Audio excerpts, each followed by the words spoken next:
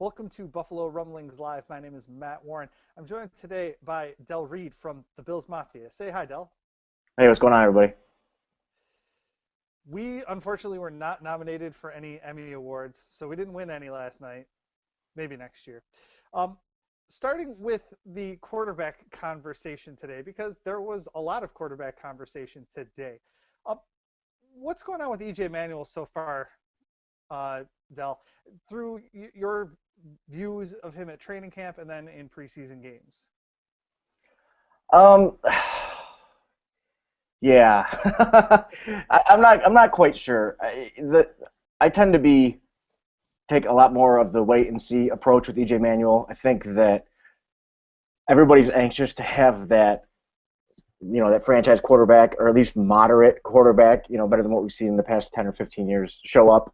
I think Joe over at Buffalo Wins he had a post today. He wrote about how the pre-draft hype for Manuel wasn't there last year. So this guy that they drafted doesn't come with any real oh, we know he's going to do it. We know it's going to happen. It's not like if Johnny Football for the next year, struggles and has a typical rookie season.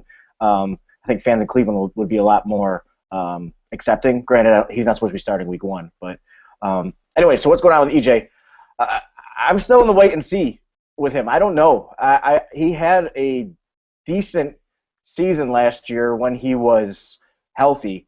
I'm more concerned about Monday mornings finding out did EJ get injured the day before, because that tends to be how it works with him. Like, he can get through a whole game and take pictures afterwards and go up to the podium, and then the next day you find out he was injured. I think that happened after the preseason game last year, and that happened after, I think it was the Jacksonville game last year. The Cleveland game, we knew pretty much right away that he got hurt. But my thoughts on EJ Manuel is I really want to see him play. I want to see if he's going to fall on his face, if he's as terrible as some of the people on Twitter are convinced.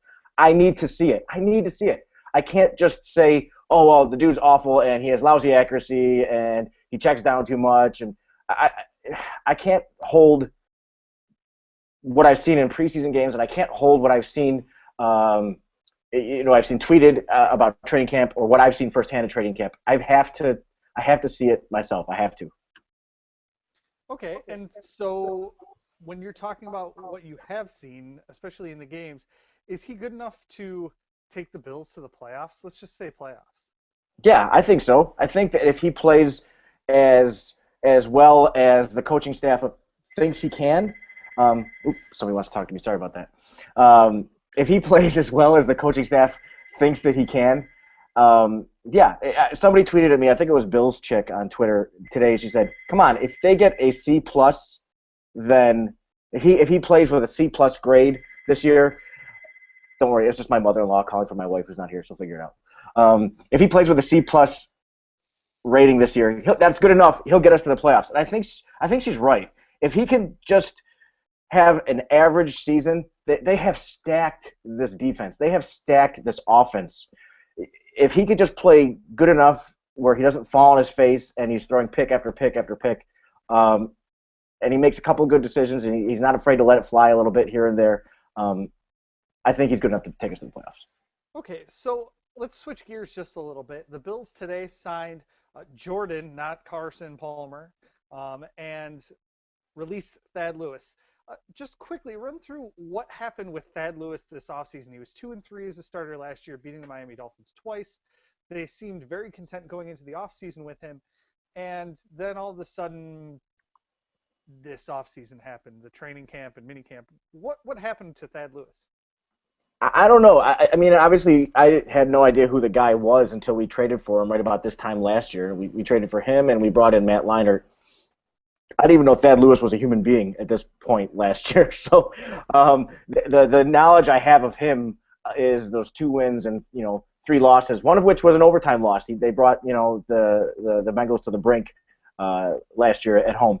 So I don't know enough about him. So was he playing out of his mind for what he is as an NFL quarterback last year, and maybe this year he regressed back to what is his norm? That very well could be the case.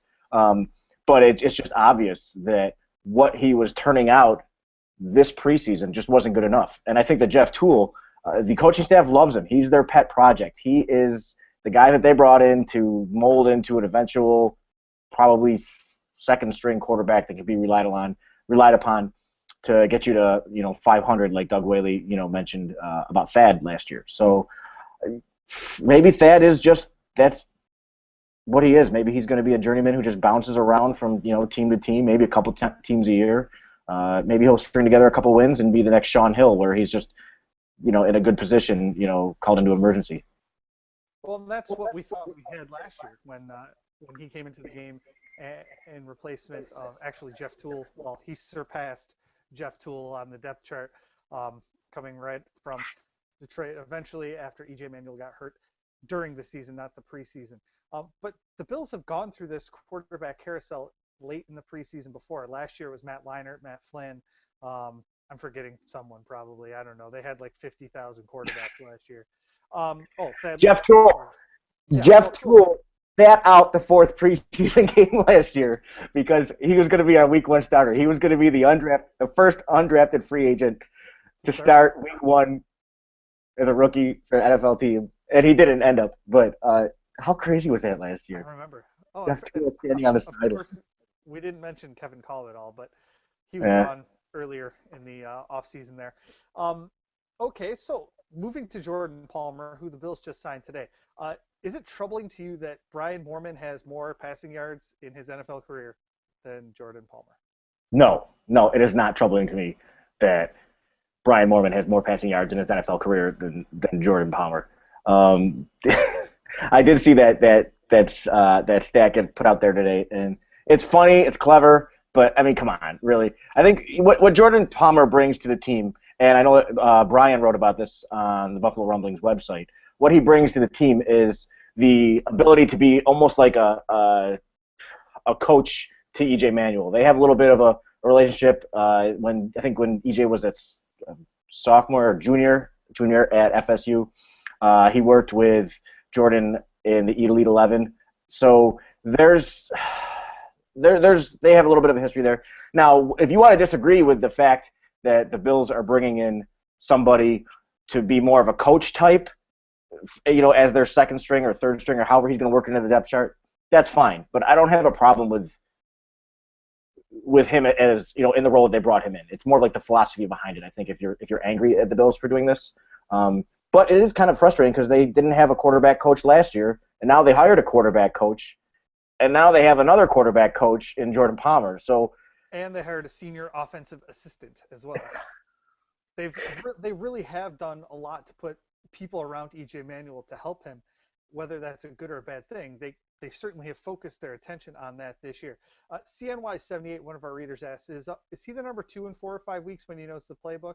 I personally think no. I don't think he's going to be anything other than, well, he might be number 2 in the sense that, say in 4 or 5 weeks, if E.J. Manuel gets hurt, they might be more comfortable with Jordan Palmer in a game situation than Jeff Toole, but he won't know the playbook better, similar to what they did with Thad Lewis last year. Do you think he's going to surpass Jeff Toole as like the number 2 guy? He might. I mean, I'm not sure what Jeff Toole's stat line is, but he's probably got more passing yards than Jordan Palmer now, which is still kind of weird. But he might. But to be honest with you, like, not to sound like snarky, but I don't even care. If we get to the point where EJ's getting injured again and missing, games at a time, who cares who the second string? Not to sound stupid about it, you know what I mean? But it's just like, doesn't matter if it's Jordan Palmer or Jeff Toole under center in week 6 or 7, and we know that EJ's gone for the entire month of October or November. I don't know. So I hope that doesn't sound snarky, but. Well, we live on the internet, so snarky is okay. Another question from the same reader: could Jeff Toole be on his way out as well? If there is another QB that the Bills cut from another team, could they pick up another guy? I don't think Toole's going to be on his way out, specifically because he's the only guy that's been in camp for longer than, I don't know, a cup of coffee right now. And if they do add another quarterback, it would have to be a 4th quarterback at this point in time to battle with Palmer, I guess, to be the 3rd quarterback. I just don't see them going into the regular season with E.J. Manuel as the only person who has had more than a week in the playbook. What about you? I would agree with that wholeheartedly. And I meant what I said before. I really do think that this coaching staff likes what they have in Jeff Toole for where they got him and what I don't even know what their expectations are for him eventually, but I think they like him and they want to keep him around and they think that he has potential to be that eventual, second string reliable Frank Reich type. And that makes a lot of sense. Um, whoa, where'd that question just go? I don't know. It got bumped down. Um, Griff asked, has EJ Manuel improved from last year, in your opinion? Has he improved from last year? At this point, you'd have to Correct. say no. I mean, if you're just looking at what we've seen in preseason and training camp, you'd say I'd have to say no. But I don't know if it was Steve Tasker or Ray Bentley who said it during the last game, which was so much fun to watch. During the WKBW broadcast, he said it looks like they're running the same four plays over and over again. So it's hard to tell. But at this point, you'd have to say no. And we have a small sample to deal from, though. Absolutely, absolutely. Um, okay. So just wrap up the quarterback conversation. At the end of the day, at the end of this week, when the Bills make their final roster cuts, are there three quarterbacks on the roster or two? I'm going to say three. I think they brought in Jordan Palmer for a reason. And again, whether you agree with them or not, Doug Marrone was very specific last year when Jeff Toole was kept on the roster. He didn't want to put him on the practice squad because he thinks that he has a gem in him, and he doesn't want to stash him on the practice squad because he thinks that somebody's going to snap him up. And I don't think that Jordan Palmer is going to get cut in a week. I really do think that they brought him in more for helping EJ along with understanding the game and everything. Because I mean, Jim Schwartz, um, he knows the Chicago offense. I mean, maybe not as stacked as it is now with. Well, did I just say that they were stacked because they signed Santonio Holmes? But maybe not. The current iteration as much. But he played Trestman's offense twice last year. So I think that Schwartz is going to bring more to the equation than Jordan Palmer is at this point. We're talking with Reid from the Bills Mafia, and let's talk about some of the other roster battles that are going on. We're just going to go through a little bit of the um, just the position groups and kind of see who we think is going to stick. Let's start on the offensive line because there's so many pieces at work there. We've got our five starters that are going to be going week one probably: Cordy Glenn, Chris Williams, Eric Wood, Eric Pierce, and Seantrell Henderson, who's gone from a seventh round pick to starting on the right side, which is pretty impressive. Um, Beyond that, it's kind of a little bit up in the air. They're going to keep Quanjo just because he was their second round pick and they can't cut bait on him. Richardson looks like he's played his way into a role, and that's seven. So that leaves probably one or maybe two spots on offensive line between Chris Hairston, Doug Legursky, and Craig Urbick. Of those three, how many do you think that they keep? Who are they, and where do they kind of fit in? Um, I'm not sure if they would keep one or two, but I would probably rank them as Urbick, Hairston, and Legursky. Um, Urbick, he's shown in the past that he can play center, and I believe they actually had him in at center in maybe the third or fourth quarter on Saturday. So I think that ability is there and for him. And then between Hairston and Legursky, I don't know. Maybe they just keep one. Maybe they just keep Urbick. But Hairston has that tackle ability, and Legursky's you're never going to see him playing on left tackle or right tackle. So if they keep one, it's going to be Urbick. If they keep two, it's going to be Urbick and Hairston. I would have to predict. Yeah, Brian Galford had them keeping eight. Going down the list, he had Cordy Glenn, Chris Williams, Eric Wood, Eric Pierce, Seantrell Henderson, Craig Urbick, Cyril Richardson, and Cyrus Quanjo. Pretty much what you just said. So they can keep eight or nine. Maybe Doug Legursky or Chris Harrison makes his way onto the back end. It's really going to come down to what they think about the rookies. If Richardson and, or Quanjo could handle the duty if they were called upon to kind of sub in. And I think that they've probably proven that they could do that while they kind of got their ducks in a row somewhere else. Moving just kind of next door to tight end. You were mentioning to me before the broadcast that the Bills had Tony Moeaki listed ahead of Chris Gregg on the Buffalo Bills official depth chart that's out right now. How many tight ends do you think they're going to keep, and is Moeaki one of them? I think they're going to keep three, and I don't think he is one of them. He's barely practiced this entire training camp. He's not gotten on the field. Don't you can quote me if you want, but quote me as saying I don't think he got on the field during any preseason games this year. I really do think it's going to be Chandler, Smith, and Gregg. Chandler, I mean, he was the Bills' leading receiver last year. He hasn't done anything in this training camp or preseason that would make me think, that he wouldn't be their starting tight end. And then you have Lee Smith, who is a great run blocker, and that's what he's known for. And he's actually caught a touchdown, and I think he's the one that fell into the stands and nobody caught him last year, year before, whatever. And Chris Gregg, I mean, Rob Quinn's done some good stuff on our website, profiling him, and he may not be the best route runner yet, but the dude's fast, and he does have an NFL touchdown to his credit in the league. So yeah, it was a false start. it was. He It was. really.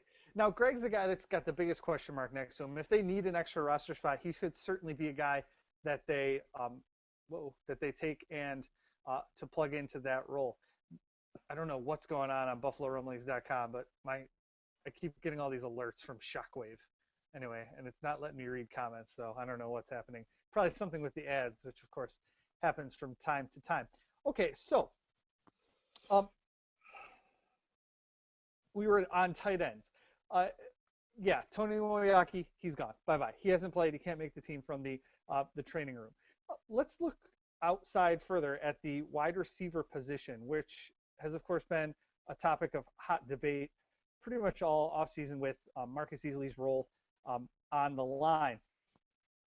In Galliford's latest projection, he has Sammy Watkins, Mike Williams, Robert Woods, Chris Hogan, Marquise Goodwin, and Marcus Easley in that order as the wide receivers that make this team, only 6. And I think that's where you can see the Chris Gregg thing come in. If they keep 7 receivers, maybe they only keep 2 tight ends, things like that. TJ Graham is on the outside looking in. Do you see anything changing with that? Even though Graham is making a strong push, do you see him playing his way onto the roster, say, usurping Marcus Easley? He could. What's gonna hurt Graham's chances, because that wide receiver position is so stacked compared to where it was like in 2010 or 2011. What's going to hurt his chances are how serious is the coaching staff about bringing in these core special teams guys, because they kind of gave their special teams coach Randy Cross a little bit of a pass at the end of the year, because there was a lot of fans that wanted him fired, especially after that last game against the Patriots. And what they came back to, the coaching staff, was they were talking about personnel. So it sure seemed like Marcus Easley had more positive plays on special teams last year than he did negative. And there were a couple, plays that he had on special teams last year, and there were a couple people on Twitter who are very quick to point that out to you. But I think it's going to come down, not to be wishy-washy on the fence there, but it's going to come down to how serious is the coaching staff about the special teams core. And I'll take them at their word right now. So I guess I'll put Easley ahead of Graham, which is I don't really have a horse in the race. I do like the idea of Easley sticking around, because since 2010, aside from a couple other guys, he's one of those original draft from the 2010 draft, which so many people have second guessed the Bills on left and right between all the, Gronkowski, missing out on Gronkowski and everything else. So I think it did. But Terrell Troop was all right, I guess. Yeah. So. He just got cut from the Raiders yesterday. Yeah. The day before. Yeah. Oh, well. I saw that. So I hope that's a good enough answer for you with the wide receiver position. I know a lot of people are passionate about these guys, and what it's going to come down to is special teams, in my opinion, what they can bring to that third phase of the team.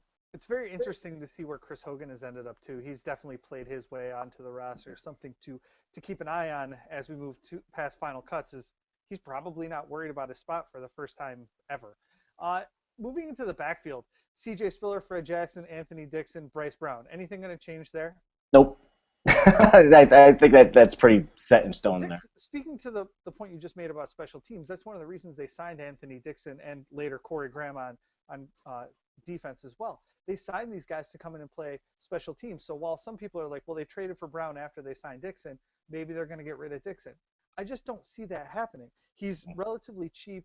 He brings a running element that they don't have, the big bruiser type running back, and he can contribute on special teams. I just think his spot is pretty safe. And they, of course, just cut Ronnie Wingo, so that's pretty much all that's left at the running back position. At fullback, Frank Summers has been getting pretty much all the work with the ones. I don't have the snap counts in front of me, but I think he got 8 snaps on Saturday, and Evan Rodriguez, the other competitor, got 0. So that pretty much tells you where they are with that. Any problem with the rest of that offense, Dell? No, I don't think so. We went through the line, we went through all the skill positions, we went through quarterback. I think it's a lot of this stuff at this point is almost like a yeah, duh kind of thing. Like the stuff kind of like this conversation almost writes itself. Okay, that's a really boring. Anyway, okay, we're with Del Reid from the Bills Mafia. You can follow them on Twitter at the Bills Mafia, and Del is at Mr. Deadlier. Explain Mr. Deadlier for the folks that don't know you. Where Oh, did that name come from? I'm an anagram nerd. So all that is my real name is Delmar, not Del. So all Mr. Deadlier is Delmar Reid with just the letters swapped around and changed. And I'm not really a wannabe serial killer or ninja or anything. It really is just me nerding out. And you can follow him on Twitter at Mr. Deadlier. And of course, check out thebillsmafia.com as well. That's called a reset, by the way, Del. Moving on. We're on the defensive side of the ball now.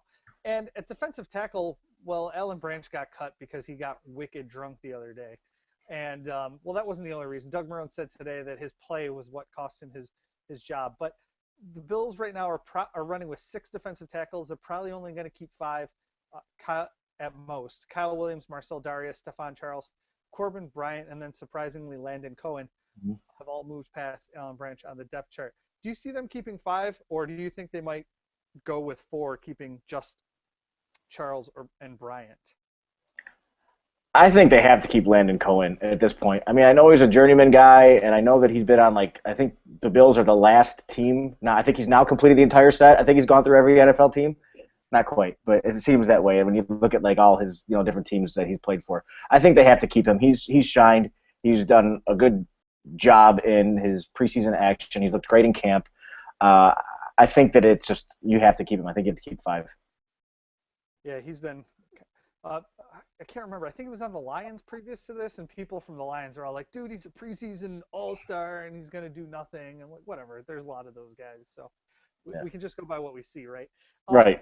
At defensive end, Mario Williams, Jerry Hughes, Manny Lawson, and Jarris Wynn, who I thought played pretty well the other night. I didn't watch him on every snap, but the snaps I did watch him, I thought he did very good. Do you see the Mhm. Bills keeping anything more than those 4 guys? I mean, it's going to be a pretty heavy rotation, and all 4 of those guys can make plays. They'll all get some time, but I don't know if, say, Brian Johnson can fight his way onto the roster or anything like that. I see what you did there. The 2014 training camp heavyweight champ, Yes. Brian Johnson, who's out there taking swings at team captains. That's not a smart move, Brian Johnson, if you're watching. That's just my opinion. I think, when you look at it, I think that it's going to end up, being those 4 guys: Williams, Hughes, Lawson, Wynn, Smith. I think is it Jacques or he looked great. Yeah, yeah, Jay Smith. Um, he looked great in some of the plays. I mean, I didn't follow him like play by play, but I thought that he looked. Did he have a forced fumble? Was that him that had it? I think so. Yeah. Yeah. So He's had a very good preseason too, and Brian said he'll take Wynn over Smith by just a nose, and so because Smith has practice squad eligibility, so they could still keep him around in some capacity. yeah. So let's go with that. Brian's a smart guy. We'll go with that. Like for me, it'd be Wynn or Smith as a toss up, but I'd probably go along the lines of Wynn first. Yeah, he's got the experience. He's a guy that they could put out there and probably not worry too much about what he's going to end up doing. Moving back to the linebacker core, holy cow, what's going on with these linebackers? Pro Football Focus put out the linebacker rankings for the preseason, and the 2 top outside linebackers for 4-3 linebackers. Guess what team they play for? Our team. Yes, the Buffalo Bills. Yes, Keith Rivers and oh, which one was it? Was it Preston Brown or was it Ty Powell? I can't remember. Was it Ty Powell? I want to say Ty Powell. It's more fun. Let's say it's Ty Powell. Okay, sure. But I'm gonna make that. I'm gonna make it up. I'm not gonna go look it up. But they have the 2 oh no, it's Nigel Bradham. Duh. Oh, that's what I meant. Yeah, totally. I totally meant Nigel Bradham just now. Yeah, absolutely. It was him. So Nigel Bradham and Keith Rivers are the 2 highest ranked Pro Football Focus outside linebackers. The highest ranked inside linebacker in a 4-3 is Brandon Spikes. So they're quietly having a very, very good time. Ty Powell was ranked fifth on the outside linebackers list. So they're doing pretty well. Uh, so we know that they're going to keep Spikes and Rivers. Bradham's going to be on the squad. He's just going to be suspended for one game. And so they get to play a little bit around with kind of the numbers at the linebacker position. They're going to keep Preston Brown. Ty Powell seems to have earned his way onto the squad with some solid special teams play. And after that, we've got seventh round pick Randall Johnson, and then maybe hometown favorite Jimmy Gaines. Do you think Gaines is going to sneak his way into the roster? Um, he might. You really think that when he was brought in, he was just a body, but I think he's done well. So I mean, the poor guy Boyd. I don't think Boyd's gonna make it. It was Xavius or how we're gonna pronounce it, but I do think that Gaines might be in just for 1 week, because Bradham's gonna be gone week one. One of these guys, these lower tier guys, they might be here for week one, and then they might not end up getting cut after that. But which, in terms of CBA stuff, good for them if they can get on that. It's a big deal. I think if you get on that, if you're on that week one roster. But Yeah, not necessarily for him. You have to be a vested vet to get that. Are you having problems hearing oh, me? Can you hear me? no, not too bad. I was early on, but I think I fixed it. Okay, because the other folks are saying that they can't hear me very well. I'm a little bit quiet tonight. I don't know. I'm speaking at the same volume I normally do. I'm trying to. I don't know. Am I shouting? Maybe I'm shouting. Maybe that's the problem. I tend No, to I do that. think it's. I don't know what it is. Maybe it's me. I don't know. Anyway, so at the linebacker spot, it's pretty certain that they're going to keep five of those guys, and then perhaps Jimmy Gaines, maybe just for 1 week, to take Bradham's spot on the 53-man roster. Moving further back, I think it's pretty set at the cornerback position between Stephon Gilmore, Leotis McKelvin, Corey Graham, Nickel Roby, Ron Brooks, and Ross Cockrell. Surprisingly, Brooks has pretty much solidified his spot on the roster this offseason, where folks may have been starting to count him out. What have you seen out of the cornerback position that you might want to talk about tonight?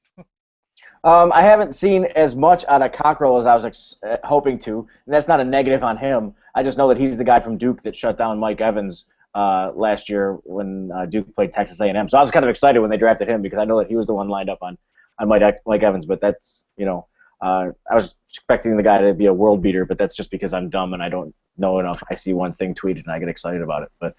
Um, but yeah, Ron Brooks has had a good preseason by all accounts, and I think that he's played his way onto the roster. I think that you're looking at like Mario Butler and Sam Miller. I've just seen their names over and over again in terms of getting beat either in camp practice. Granted, they're also playing some pretty top flight wide receiver talent, or I've seen it firsthand in preseason games. And then you have Felder and I think it's McElwain is how you pronounce it. And I know McElwain actually went to high school with Jonathan Metzelaars, who's an active tweeter out there on the Twitter machine. So he's a big fan of his, but I don't think he's going to make the team. No, I don't either. And then backward at safety, Kenny Ladler was a guy that some had hoped might be able to stick as an undrafted free agent, but I don't think that the Bills are going to keep five safeties just as a numbers game. They could, they very well could, and then get rid of, I don't know, maybe one of those wide receivers or maybe one of the linebackers, especially in week one, with Nigel Bradham being off, if they think that, say, Ladler gives them more of a special teams edge or something over Jimmy Gaines, something like that. But outside of the top four, Aaron Williams, Denoris Searcy, Duke Williams, Jonathan Meeks, anybody going to get surprise cut out of those four? No, I don't think so. I think those four guys have locked it down. I mean, I don't have enough of an opinion on Meeks, but he has had a decent preseason, even if it's in that fourth quarter play. But he's had a decent enough preseason where I don't see either Williams or Meeks or Searcy being separated from the team at this point. The Bills made a roster claim today. Did you happen to see that? I did. I did see that yesterday. Well, Or today, rather. I did see. I saw. Yeah. we're talking about the specialists now. Do you think that Brian Moorman is going to lose his job with 1 week left to Jordan Gay, claimed today by the Bills from the Carolina Panthers? If he does, I want to invite everybody to. I'll find some way to Ustream it or Google Hangout it. I'm going to jump off the Grand Island Bridge if they cut Brian Mormon for a guy that kicks the football 8 yards in NFL games. So I'm just going to put that out there. So that's my thing. I'll jump off the Grand Island Bridge if they cut Mormon for gay. Wow, Yeah. that's I'm sure we could get like WGRZ out there for that or something. Just a quick disclaimer: I'm big on hyperbole, but I just don't think it happened. But Hyperbole is the greatest thing ever. All right. So and then of course they cut Dustin Hopkins in the first round. So the specialists are pretty much settled. So we just pretty much came up with our 53-man roster projection. And while we talked about some individual surprises and things like that, I think the biggest surprise overall is how settled it really is going into this final week of the season. It's been a long time since, I don't know, settled just seems to be the right word, since it was kind of so narrowed down going into the last game of the preseason. What are your thoughts on kind of where the Bills roster stands right now? Why do you think it is so settled, to use that term? why do I think it's so settled?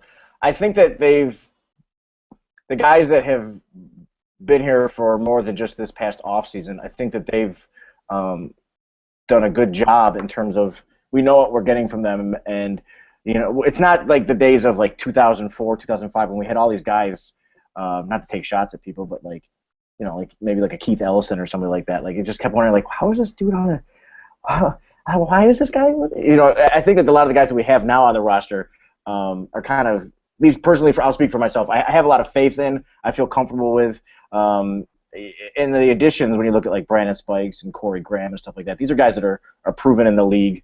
I think it's a good thing because now instead of bringing all these guys in that are competing for starter positions, it's at the point now where it's just the bottom of the roster that's being churned over, and I think that's good. I think that speaks to your depth. It's just that one position I keep, the one we started out with. I think that that's the one that's going to basically take care of this season. We have a playoff team on our hands if our quarterback can play average. And you just brought back full circle. Thanks, Dell.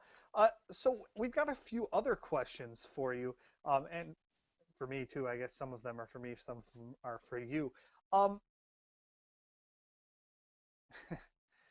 Ike James asked, earlier in the offseason, we had an article about a rift in the Buffalo Bills front office between some of the old guard and some of the new guard. How come we haven't heard about that at all recently? That's a good question. Why haven't we heard about it recently? I don't know.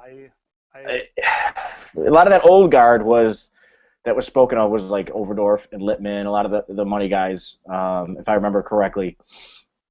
I think part of the reason we may not have heard that as much is because, with Ralph Wilson passing away, I think everybody over there, and this is just my own conjecture, you have to think that everybody over there is in a bit of a holding pattern, as much as you can be when it comes to something like the NFL, like running an NFL team.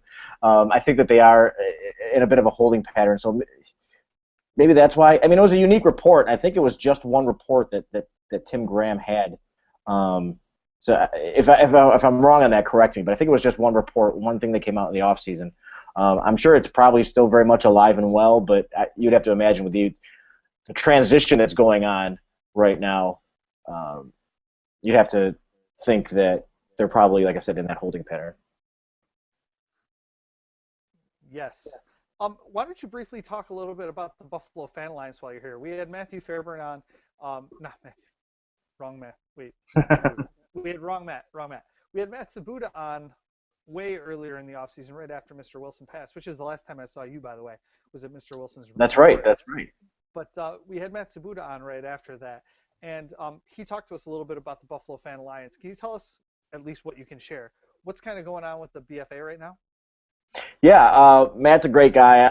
Not to sound corny, but I'm honored that he reached out to me a couple years ago now about helping out with this whole initiative.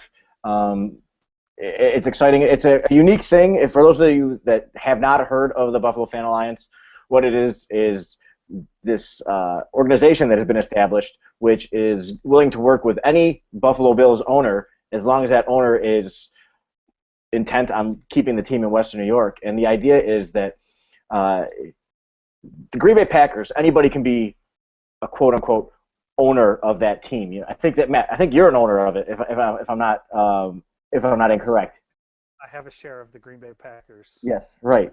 So while they have been grandfathered in, that ownership model has been grandfathered in. You can't do that anymore. What the Buffalo Fan Alliance is basically you can be a part of maybe not the ownership, but actually the bank that could possibly loan money to a future owner in terms of a new stadium development or something along those lines.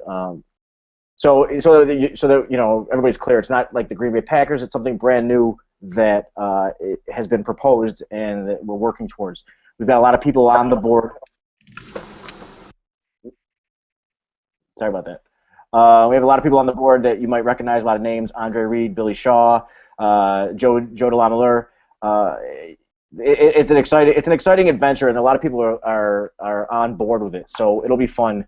Um, as it moves along. We're hoping to start taking, allowing people to begin participating, hopefully within the next few months. And how much is Terry Pagula going to borrow from you guys when he's a new owner? Well, it's all at the owner's. Yeah, it's all at the owner's discretion. So he might be like, "Thanks, but no thanks. I got this." Who knows? If he ends up being the owner. But our goal is actually to maybe raise a couple, six. Billions and Yeah, billion. billions. Yeah, exactly. A little less than that. Um, like a couple 100 million. I mean, that would be fun. We'll have to see where it goes. But there's a lot of people. The best thing about this is that we're not dependent upon Western New York Bills fans. We're dependent upon Bills fans, Bills and fans Bills everywhere. fans are everywhere, and they're at all echelons of society, and a lot of them love the team right where it is. Dan Lavoie asks, what's going on with the Bills Mafia these days? What's up? Okay, that's kind of open ended. Thank you for the platform. We've got a couple events that we are in the process of putting together. For those of you that don't know, Bills Mafia, it's more than just a tongue in cheek nickname for a group of fans on the internet. We're actually a 501c3, Buffalo Fan Base Incorporated.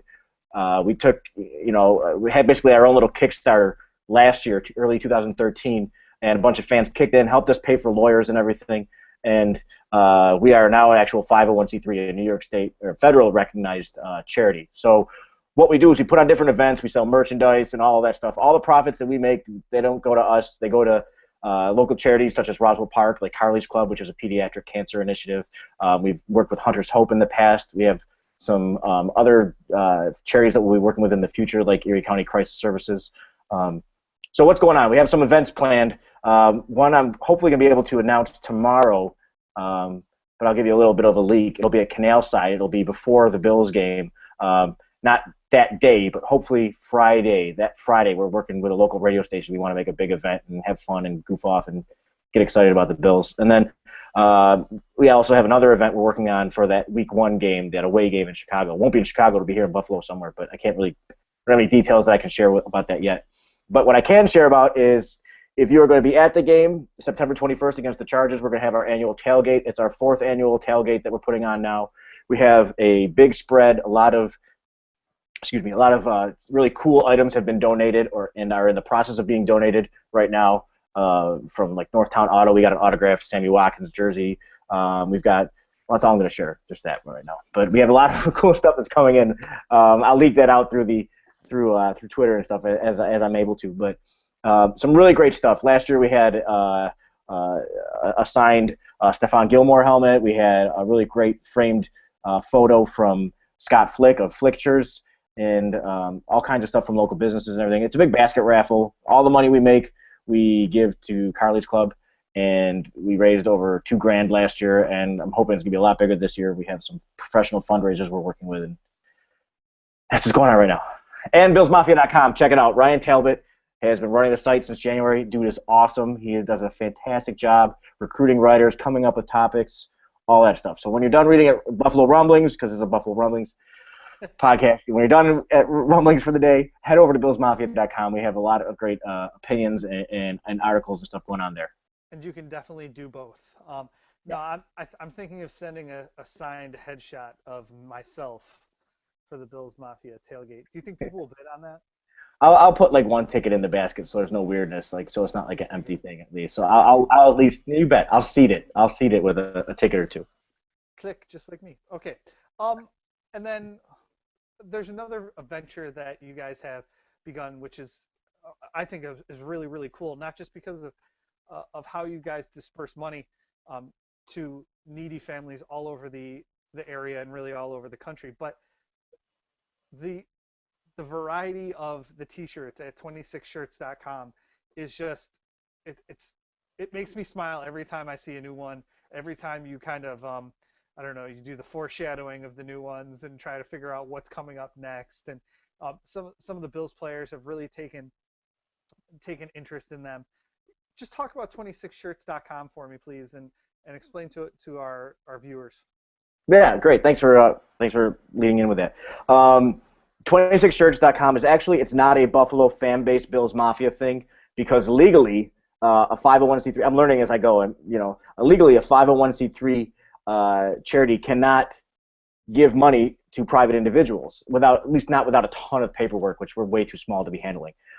So when I last November when I came up with the idea, uh, and I was telling my lawyer about it, she's like, "That is an awful idea. You can't do that. You're a charity." I was like, "But I just want to help people." She's like, "No." So we actually work with a private shirt company. I work with a private shirt company called You and Who, and Dan from You and Who has been fantastic. So that's basically that's what the preamble. What 26shirts.com is, it's a website. We sell a different Bills themed T-shirt every 2 weeks, and after that 2 weeks is up, it's gone forever. I mean, we might do like a Throwback Thursday giveaway now and then, just for fun because we have a couple leftover shirts, but you can't really depend upon that. And a lot of times they're obscure sizes like ladies XL or something like that. So you can't really game us in that fact. But they're unique T-shirts that you can go to a Bills game and you can wear the same shirt as like maybe like 10,000, literally 10,000 other people at the stadium that all got it from NFLshop.com, or you can go to us and you can buy a shirt that is unique, that celebrates the Bills, or celebrates a Bills player, and chances are, based on our sales, they're nowhere near the NFL's, I'm sure. You're going to be the only person at your event, maybe a couple other people as we get more popular, hopefully, but that is wearing that shirt. So And this week or the last couple weeks it's been 12 plus 83 equals 6, right? yes, and that Right is from currently our right from Andre Reid's Hall of Fame speech. Go ahead, right. keep going. Yeah, and that's actually already our fifth best seller to date. That's our 21st shirt we've done, and it's our fifth best seller. So I mean, it just blew up like the first day. It's people love it. It's great. All the art is donated by artists who just love the team or love helping people or love sports. It's been a really fun ride for the past year or so, and once we get past this first 26, the reason it's called 26 shirts for those of you who are kind of in the dark there, there's 52 weeks in a year. You divide that by 2, you have 26. So there's 26 shirts in 1 year. So once we begin volume 2, which we have to do because it's been embraced so much by the players and by the local media, and even Matt Molson from the Sabres has embraced it, and we've been working with him on different promotions and everything. So once that new season kicks in, we're going to open it up to more Buffalo sports, and so come November, we're going to start doing Sabres themed shirts, and maybe we'll even do something else too. I don't know. So we've actually had a lot of people ask about a Buffalo Braves themed shirt. So if we can get enough interest on that, maybe we'll do something along those lines. But it has been an absolute fun time to do it. But the most important thing is that the profits that we make from these shirts, after we pay for the T-shirt production and the shirt company gets their cut because this has to be a sustainable thing to continue on. We take the money from the shirts and we give it to a local family, or maybe not local, but like it's somehow connected with Bills fandom, whether they're friends of somebody who's a Bills fan or they're a Bills fan who lives in Nevada or something along those lines. So we try to help people who are in need. So that's kind of like the bonus. So not only do you get a unique T-shirt, but you're actually helping out somebody in the process, which is kind of like, if we're gonna do it. That's the whole. Getting back to the whole Buffalo fan base thing, even though that's not specifically what 26 Shirts is, that's the mission, is to channel Western New York football pride into charitable acts in the community. So that's kind of like what it's all about. All right, so Del Reid, let's just count it down. Bills Mafia, billsmafia.com. You can find him at Mr. Deadlier on Twitter. He plays a big role with 26shirts.com at 26shirts. Is that right? Mm-hmm. Okay, on Twitter. And then the Buffalo fan base. He's part of the Buffalo Fan Alliance board. Am I missing anything else that you do? Probably, but it's okay. You're a dad and you're a husband and all this other stuff. Dad, husband, all that stuff. Yeah. So, yeah. So, yeah. It's Well, I'm thanks a lot for coming. Thanks a lot for coming on. yeah. And I really appreciate it. I'm sure our fans. Wait, What were you gonna say? I promised I would leak what the design is for the next 26 shirts. I don't want to. I don't want us to hang up and then have people be like, "What the heck? I watched through the whole thing. You never said it." So Yeah. I don't mean to interrupt you. I just want to make sure we don't Go click ahead. disconnect Do before it. that happens. Go. Okay. So it's been people have been asking about it for a very long time, asking about me to work with this player. I was able to get a hold of him a few months back, and we worked with a great local artist, Michael Biondo. I don't know if you're familiar with him. Look him up, Biondo Art on Twitter. He does some really cool paintings and stuff like that. So the next shirt that we're going to release 1 week from yesterday is going to be a Daryl Talley themed T-shirt that we actually worked with Daryl and his wife Janine on, and I'm very excited about it. Michael Biondo did a fantastic job putting this thing together. It looks really good. It's a couple classic shots of Daryl that you'll recognize when you see it. Fortunately, I can't show it to you right now. I don't have a physical copy with me to really flash it or anything, but I guarantee you're going to like it. And thanks to Daryl, who was great to work with, and I'm really excited about doing that. So yeah. Question: is there a part of this shirt that involves him challenging Dante Whitner to a pugilistic challenge? No, there's not. But if we're doing this for long enough, maybe we'll have a future iteration of a shirt that can have some kind of something along like that. So Good. We need a Brian Galford's Cats one too. I don't know how well it'll sell, but someone needs to make it. I don't know. All right. Well, thanks, Dell. thank you so much for having me on. It was a little intimidating following Sal Capaccio and Tim Graham and John Waro, who are three guys in the Buffalo sports media sphere that I respect a ton. It's an honor just to be like your ratings drop following them. So thank you very much for having me. It's okay. The ratings are terrible because I'm not very good at this. All right. Bye. Take care.